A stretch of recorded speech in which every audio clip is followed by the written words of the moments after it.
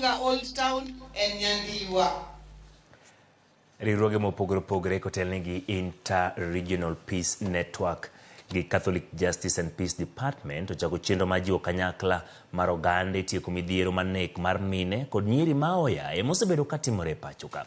Chenro ni motisi ni oko adada osidhi ayanga kawuono kendo ne okelo kanyakla jokanyo mawuok e riwruoge mopogore opogore mani kod lek mar puonjo oganda kendo golo dok e itgi ewi yore mag rito ratiro mag mine kod nyiri kendo tieko midhiero go mag nek ma aoyaye ne giloso romo mar lalruok mane bagi e Fungamano House e Buore, Nairobi.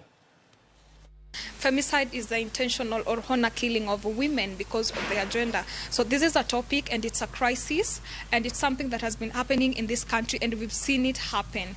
So today this is a very topic that I think it's time that we should discuss it and take it serious because women are being killed and the perpetrators are walking out here.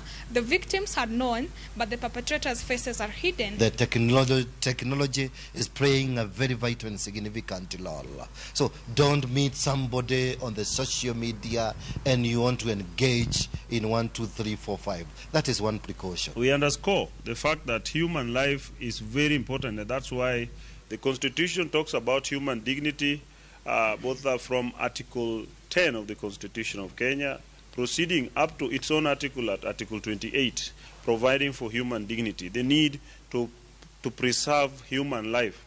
What remains to be done is action, because it's one thing to have a very beautiful constitution with a Bill of Rights, but it's a completely another thing to ensure that those provisions are implemented to the letter. We are able to sit down with our young people, with our young men, with our young women from the universities, from the institutions of higher learning, and even in the institutions of lower learning, so that we are able to have this conversation.